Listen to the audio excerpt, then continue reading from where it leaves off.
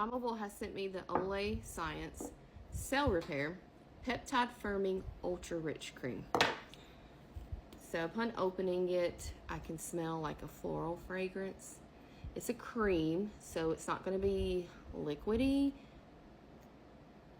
So let's see. It's not overpowering with the scent. It's okay.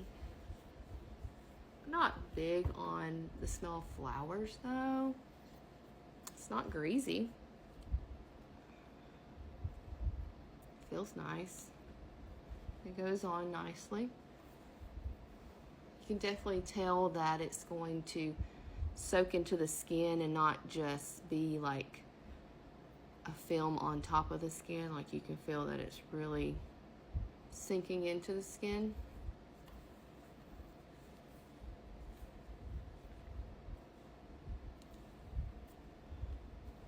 It's nice. I don't hate it. Put some on my hands just to see if it was greasy after so long. It's not. But you can tell that the skin's really going to absorb it. Not bad. Okay, so this is a 1.7 ounce jar.